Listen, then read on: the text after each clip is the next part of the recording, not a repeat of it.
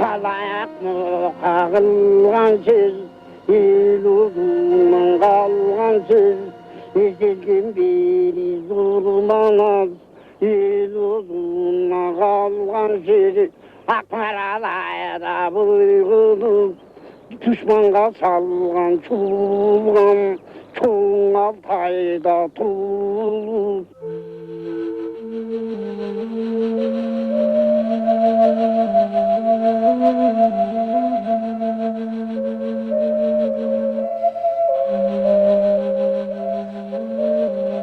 Кыргызы – один из древнейших народов планеты. Бесстрастная китайская хроника зафиксировала передвижение кыргызов по земным пространствам далеко до нашей эры. Во второй половине первого десятилетия новой эры кыргызы уверенно выдвигаются на историческую арену, создают кыргызское великодержавие от Иртыша до Великой Китайской стены. Отголоски своеобразной культуры этого периода дошли до наших дней руническими письменами на камнях. 10 лун она носила меня, моя мать. Я утвердился на земле благодаря своей доблести. Прощайте, солнце и месяц, я отпрянул. Прощай, мой народ, я в бездну канул. В бескрайних просторах Сибири, Центральной и Средней Азии народы и племена перемещались, исчезали, как фигуры на шахматной доске. Цивилизации, как пыль на ветру, рассеивались под копытами очередных завоевателей. Один из осколков великой державы обосновался на Алтае и сохранил этноним «Кыргыз». Может быть, именно здесь, на Алтае, когда еще свежи были в памяти образы недавнего могущества, народ, подвергаясь натиску и разору со всех сторон, задумал создать нечто такое, что делало бы человека одинаково стойким и в беде, и в радости. Родились первые строки великого эпоса «Манас». От тех дней и до этих годы ушли караваном бесконечным, столетий пространства безмерные убежали, горы высокие в пески развеялись, города многоголосые, племена разноликие канули в пропасть времен. Все уходит, лишь слово остается, все уходит, лишь слово живет. Отныне вехи истории кыргызов будут отмечены именами выдающихся сказителей эпоса «Манас».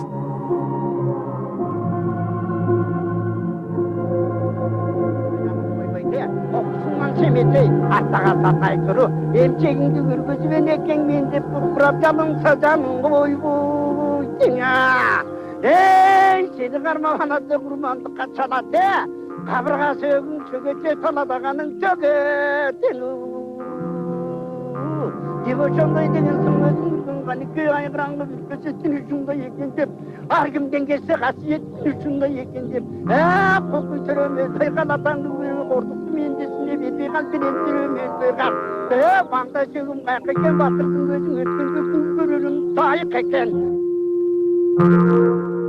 В горестные века безвременья эпос «Манас» стал ангелом-хранителем кыргызов. Он позволил народу не рассеяться под пятой монголов, затем дал дыхание и силы преодолеть бескрайние степи, знойные пустыни и в тяжелой борьбе отстоять для себя небесные горы Алатоу. Кыргызы, следуя заветам Манаса, никогда не посягали на свободу других народов, но сами беспрерывно подвергались агрессии, и эта многовековая борьба за выживание не давала народу времени и возможностей организоваться в устойчивое сообщество с отчетливыми формами государственности.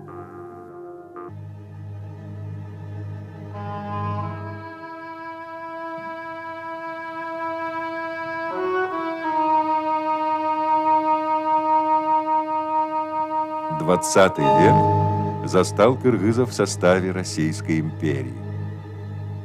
Благодатный край влечет неудержимо. Нарастает поток переселенцев из России. Кыргызы целенаправленно оттесняются в неудобья, в безжизненные горы.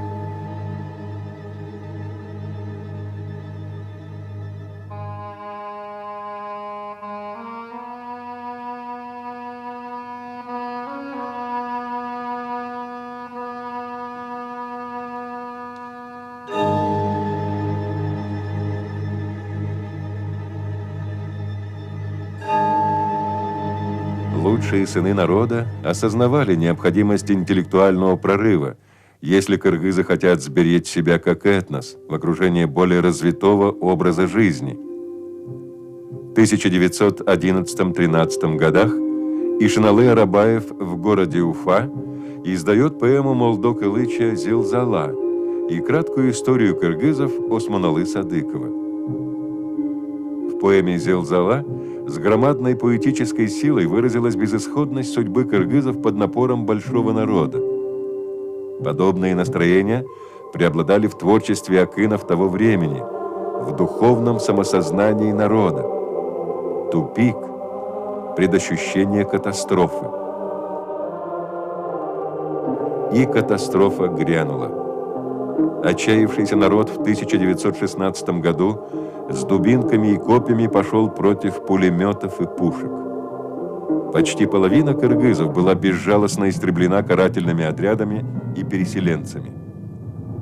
Восстание стало удобным поводом для расправы над маленьким народом, чтобы заселить его земли. Над кыргызами нависла угроза полного уничтожения, рассеивания в чужих пространствах. Повторялась великая трагедия начала X века.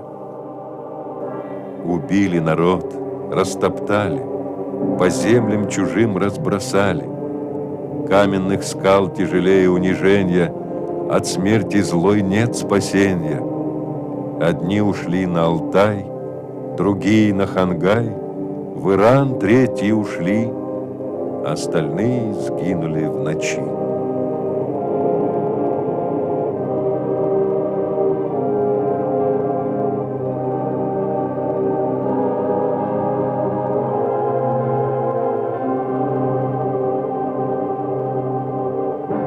Судьба хранила кыргызов. 25 октября 1917 года русские большевики во главе с Владимиром Ильичем Лениным совершили переворот, который вошел в историю как Великая Октябрьская социалистическая революция. Было бы неразумно опровергать убедительное обличение советского строя, которые сегодня стали общим местом публицистической конъюнктуры. Они справедливы.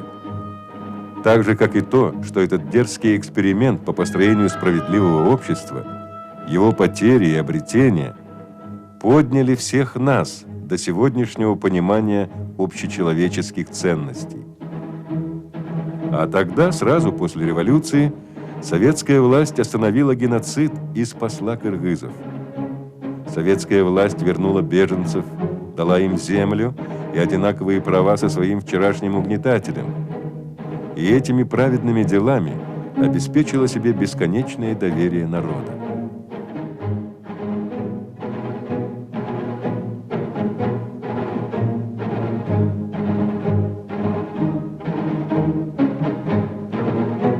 Советская власть реабилитировала русский народ в кыргызском общественном сознании, трансформируя вчерашний образ убийцы и грабителя в образ брата, носителя прогресса, учителя.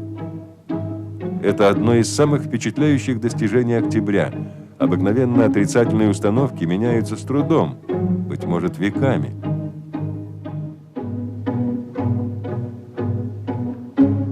Кыргызское общественное самосознание того периода не знало сложных интеллектуальных рефлексий и поэтому не разглядело в действиях новой власти контуров тоталитарного режима. Оно верило своим глазам, своему непосредственному опыту.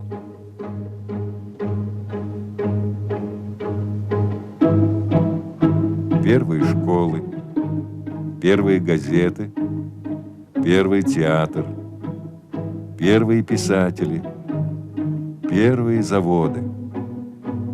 Все первое. Впереди простор безграничный.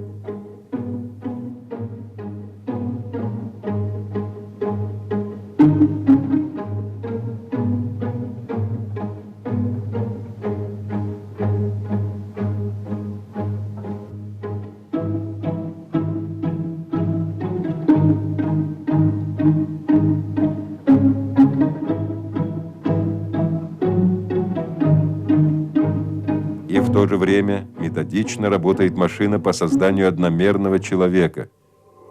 Уничтожается и рассеивается элита кыргызов, манапы, хотя выдающиеся умы того времени предупреждали, что манапы у кыргызов слой не столько социальный, сколько морально-поведенческий, и прессинг на них может обернуться нравственной деградацией всего народа. Общественное самосознание народа, зачарованное успехами в хозяйственной жизни, прошло мимо этого факта духовного оскопления, как мимо пустячной потери.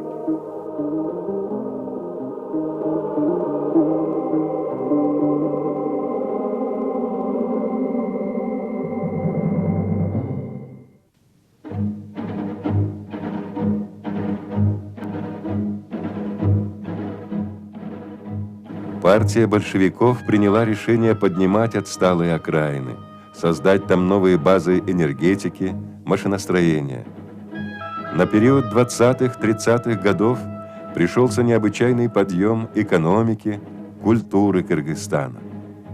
Общественная атмосфера пронизана ощущением невиданного завтра, и уже впереди маячит усталая спина мировой культуры, которая в скорейшем времени непременно отстанет от несущегося во весь опор самоутверждения юной нации.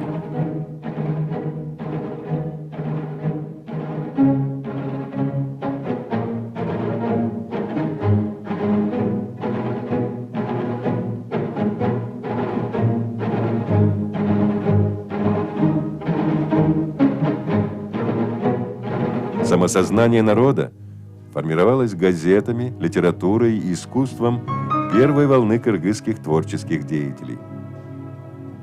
Традиции народной одической поэзии получили вулканическое продолжение в их творчестве. У народа, обрабатываемого мощными потоками пропаганды, не могло быть иного бога, кроме коммунистического.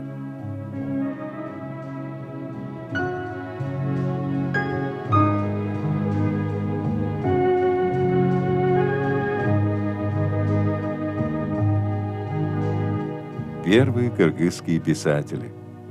Можно только восхищаться их прекрасным и безоглядным энтузиазмом, с которым они, едва овладев азами литературной грамоты, бросились на создание традиций национальной культуры.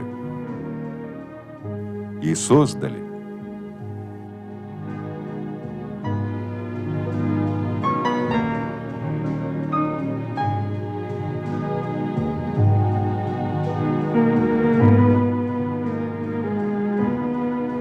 В декабре 1936 года автономная республика была преобразована в Кыргызскую Советскую Социалистическую Республику. Этот факт, хотя и формальной самостоятельности, стал этапной точкой отсчета в национальном самосознании кыргызов. Большой мир жил своими заботами. Америка и Европа с трудом выбирались из затянувшегося экономического кризиса, а две бурно развивающиеся страны с тоталитарными режимами готовили свои народы к мировому господству. Жизнеспособность любого народа определяется его умением выделять из себя элиту. Кыргызы за неполные 10-20 лет, иначе говоря, за фантастически короткий по историческим срок, сумели преодолеть всеобщую неграмотность, стандарты патриархальных общин и выделить из своих рядов творческую политическую элиту. Первые кыргызские государственные деятели. Они дети своего времени. Опыт их жизни совпал с опытом социализма, идеи которого стали неотъемлемой частью их мироощущения. Все они расстреляны в годы сталинских репрессий. Вечная память. Мы мало знаем о каждом из них конкретно. но какими они были, мы можем представить себе по дневникам Джусупа Абдрахманова, председателя Совнаркома в 20-30-е годы, со страниц которых встает поразительно чистый и умный человек, всем своим существом устремленный к совершенствованию себя и мира. Разве не злободневны сегодня вот эти строки? Для моих соотечественников Кыргызстан не страна, о которой нужно заботиться, которую нужно любить, для которой нужно работать, а только объект, база личного благоустройства. В этом несчастье моего народа. Тоталитарный режим не мог допустить, чтобы на национальных окраинах появилась сильная самостоятельная мысль. Так было, но было и другое. Было ощутимое приобщение к цивилизации, общественный подъем и великие стройки, разительные перемены в жизни.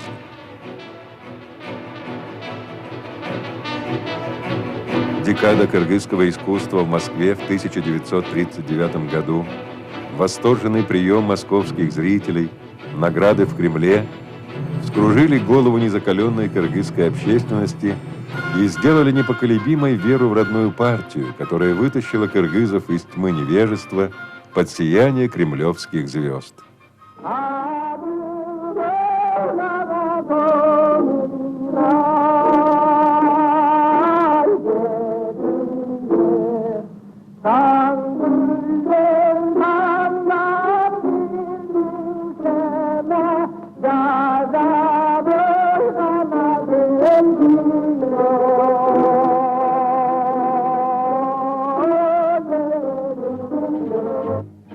Эпоха наивного романтизма. Республика становится аграрно-индустриальной. К 1940 году в Кыргызстане действовало свыше 200 крупных промышленных предприятий.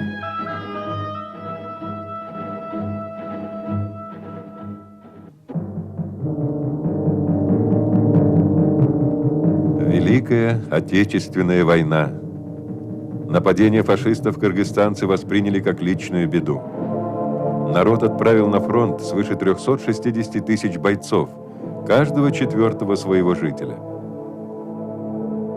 При обороне Москвы героизм и отвагу проявила 316-я стрелковая дивизия, составленная из кыргызстанцев и казахстанцев, командовал которой бывший военком Кыргызстана Иван Васильевич Панфилов. Подвиги панфиловцев стали образцово-легендарными для защитников Родины.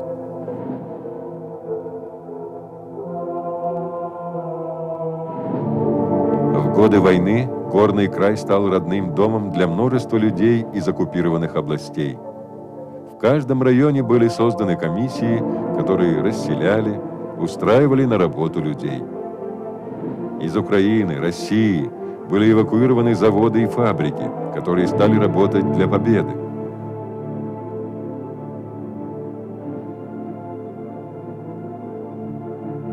Почти в каждой капсуле и взрывателе была кыргызстанская ртуть. Почти каждая пятая пуля выплавлялась из кыргызстанского свинца.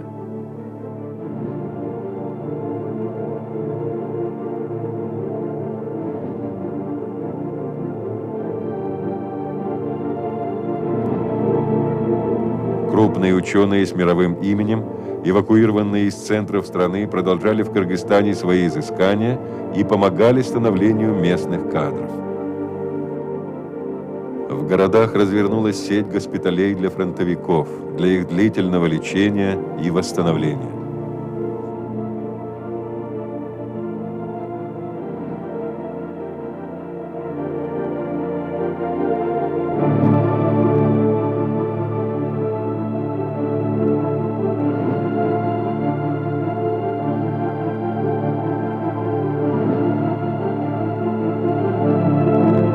Вся непомерная тяжесть по обеспечению фронта всем необходимым легла на хрупкие плечи женщин, стариков и детей. Эвакуированные известные деятели искусств не прерывали своей творческой деятельности и расширили диапазон культурной жизни Кыргызстана.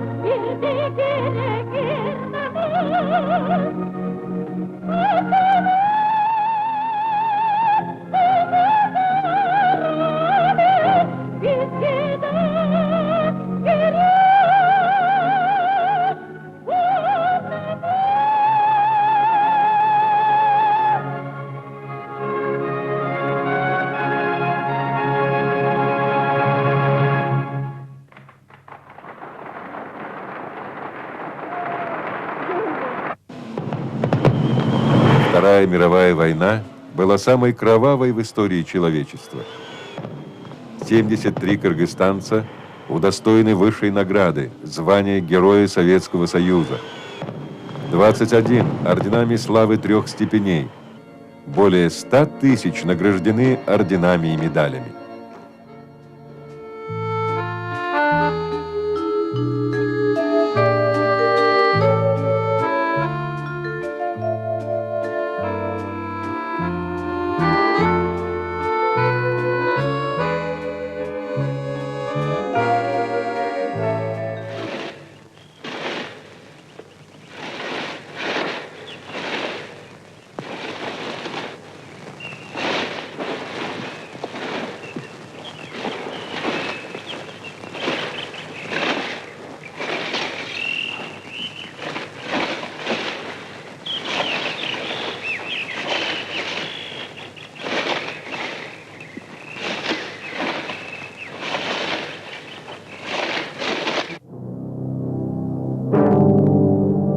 Победа СССР и его воинственный настрой насторожили бывших союзников.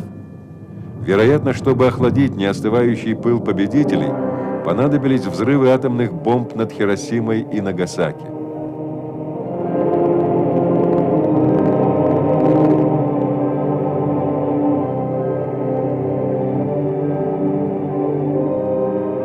Человечество вступило на новый страшный уровень противостояния.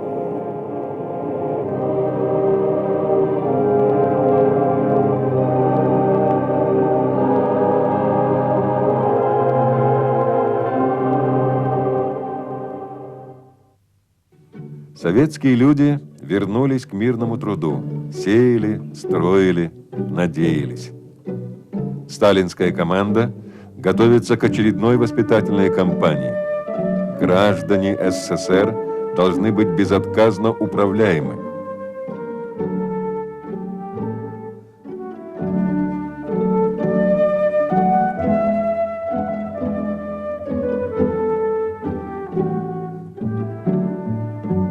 Наносится удар по творческой интеллигенции, по космополитам. В Кыргызстане по эпосу Манас. Подрубают духовные корни народа.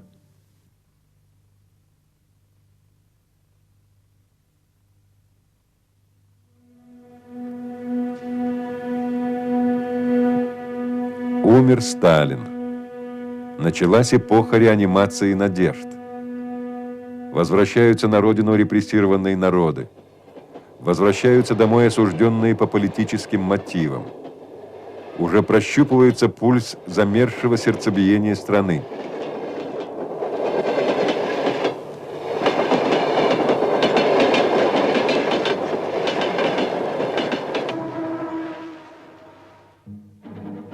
Тоталитарные системы не могут жить без мифов.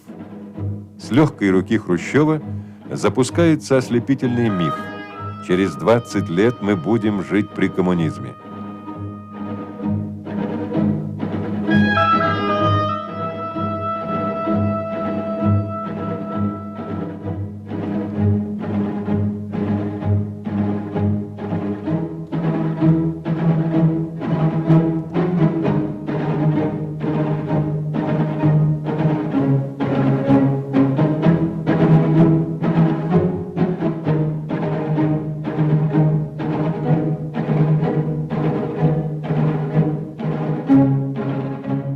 Советские люди живут своими ежедневными нелегкими заботами и все дальше отстраняются от риторики своих вождей.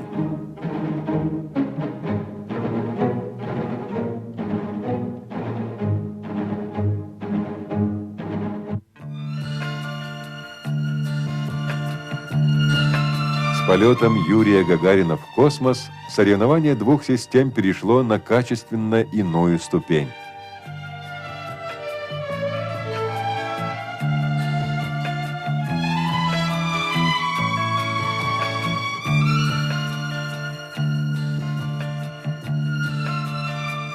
Америка, утверждая преимущество свободного мира, высаживает на Луне космонавтов.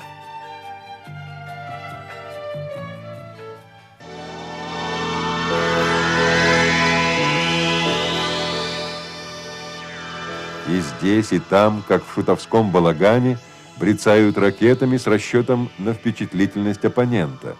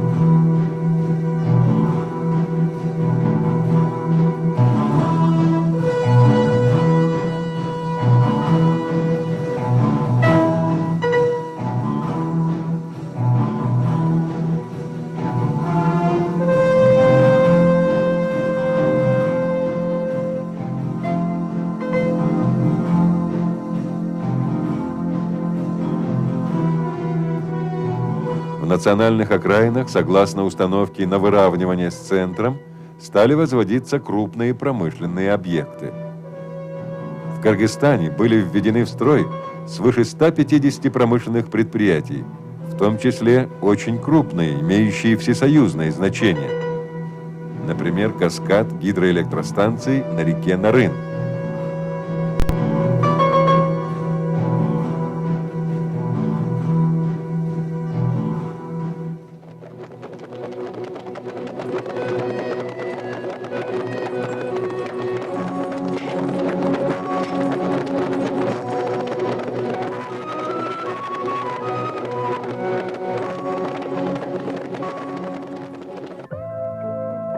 Чингис Айтматов. Эпоха в кыргызской культуре и кыргызском общественном самосознании. Его произведения стали достоянием современной цивилизации, представляя на всех материках кыргызский образ мира. Личность и творчество Айтматова оказали тотальное воздействие на все виды кыргызского искусства, которые рванулись ввысь, чтобы выбраться из задубевшего панциря провинциальной самодостаточности.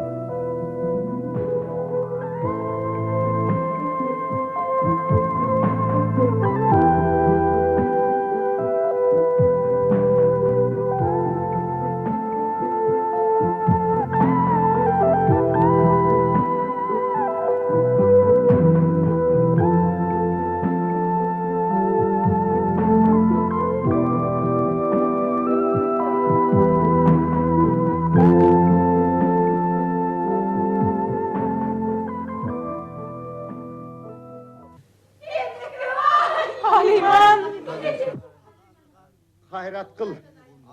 Hayrat bölem ot olganay. Hayrat kıl. Bilesin, sen özünden başkalarga utulgunay. Yürü.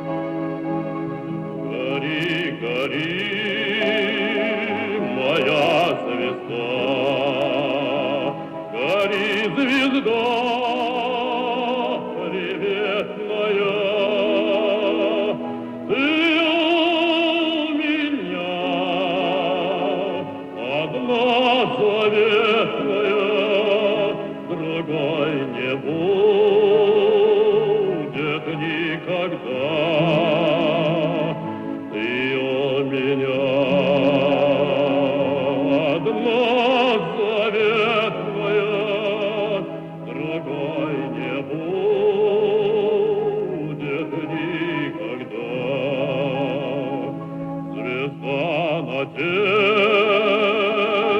благодатная, звезда любви волшебных дней, ты будешь вечно незакатная, душе тоскующей моей, ты будешь вечно незакатная, душе тоскующей моей.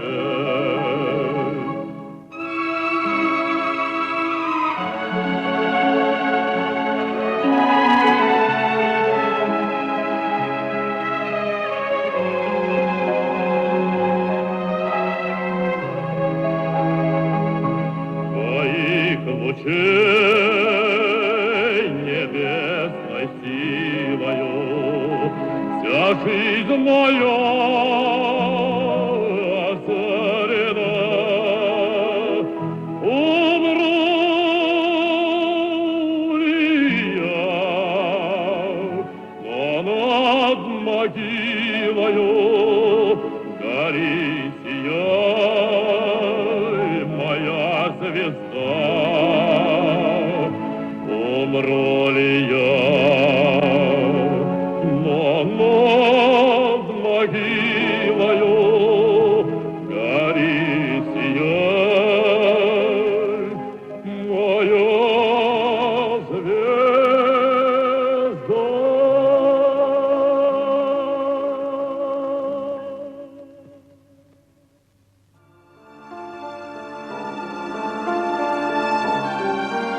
«Кыргызское чудо» – так назвали в мире кыргызский кинематограф. Фильмы кыргызских режиссеров явились глубокими исследованиями общественного сознания кыргызов и через поэтические образы выразили свою точку зрения на историю кыргызов.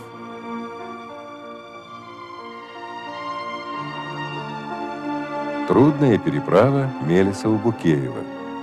Потрясающий образ матери Родины. В то время как официальная история преподносила восстание 1916 года как досадную помеху в русско-кыргызских отношениях, этот мужественный фильм показал его как геноцид кыргызов, лишенных права жить на родной земле.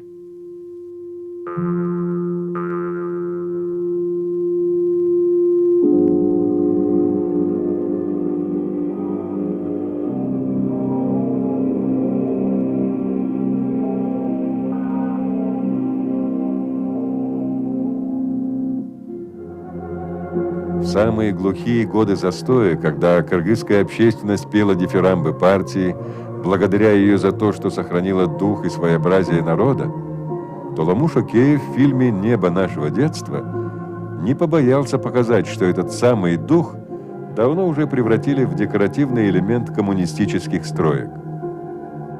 Кыргызское кино было оппозиционно правящей идеологией и являлось предтечами сегодняшних перемен в общественном сознании кыргызов.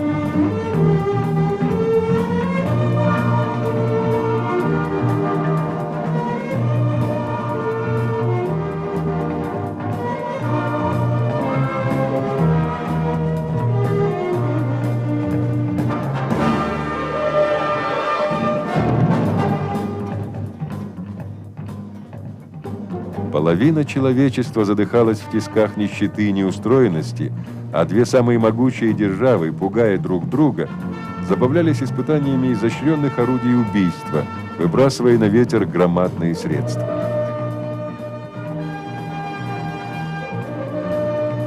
Десятилетия застоя, несмотря на конвульсивные попытки к движению, отмечены деградацией экономики, параличом общественной мысли, которая, покинув реалии жизни, занималась организацией пафоса по поводу каждого шага престарелых вождей.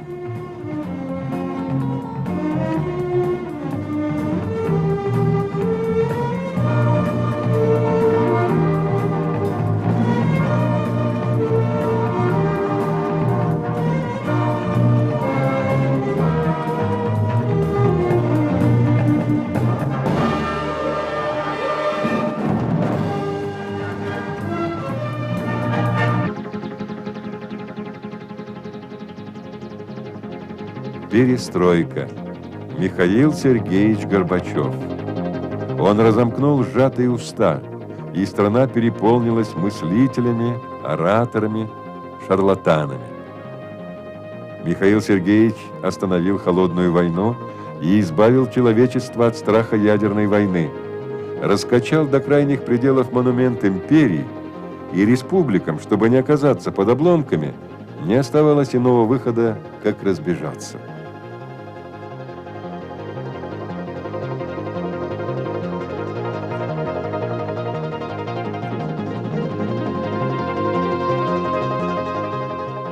«31 августа 1991 года Кыргызстан декларировал свою независимость. 12 октября 1991 года первым президентом суверенного Кыргызстана стал Оскар Акаев. Ученый, интеллектуал, чувствующий себя свободно в просторах и глубинах современной мысли.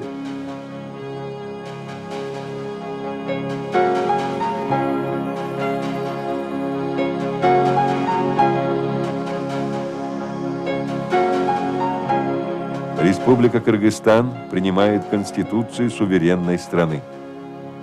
Кыргызский язык стал государственным. Величайшие мгновения в жизни народа. Когда-нибудь потомки позавидуют нам.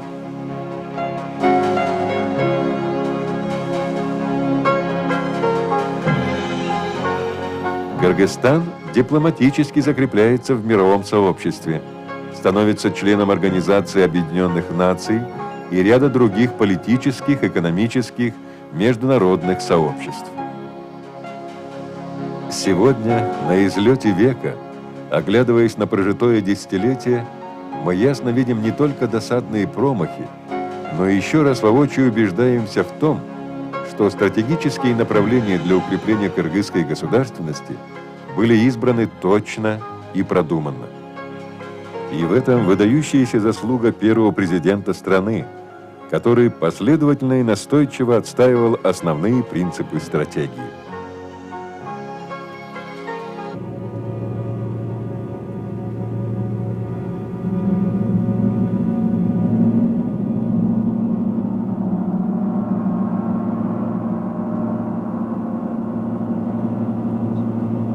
Оборванные экономические и производственные связи, остановка заводов и фабрик, безработица, череда стихийных бедствий с людскими жертвами и громадными материальными потерями, миграция высококвалифицированных специалистов.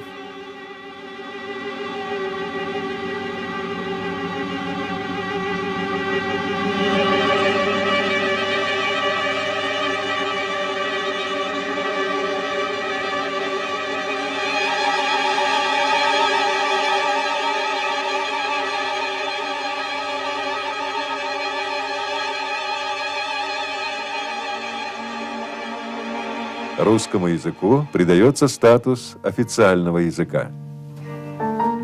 Это шаг не реверанс в сторону России и не милость русскоязычному населению страны. Это прежде всего показатель возросшей зрелости кыргызского общественного сознания за неполные 10 лет.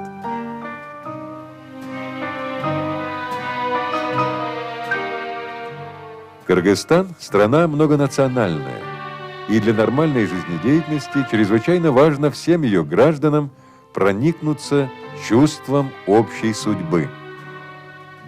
Первый Курултай народа Кыргызстана. Смотрю сейчас на вас, присутствующих в этом зале, и еще раз утверждаюсь в мысли о том, что когда мы говорим о всех нас, живущих в республике, правильнее будет сказать именно народ, как это записано в нашей новой Конституции независимого суверенного Кыргызстана. Согласитесь, нас объединяет все, и общая историческая судьба, и общие заботы, общие интересы и цели. Мы понимаем друг друга с полуслова, мы ценим друг друга, мы по-настоящему привязаны друг к другу. Я скажу больше, мы с вами любим друг друга.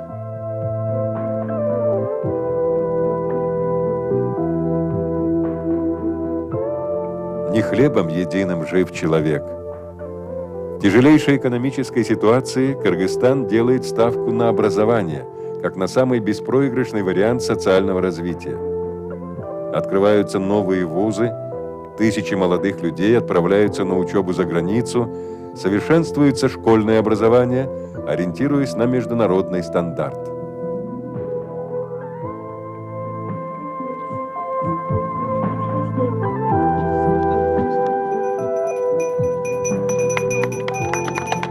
Акжам құрметті болсын.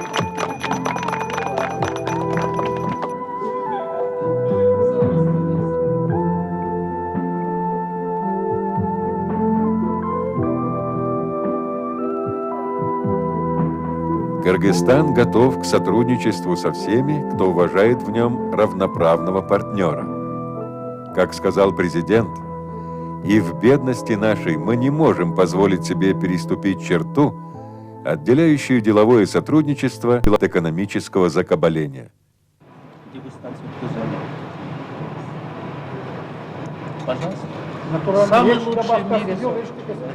Страна открыла двери на все 4 стороны света. Она относится с уважением к религии, к иным жизненным установкам, но сама предпочитает культ женщины-матери, почитание старших, любовь и уважение к детям.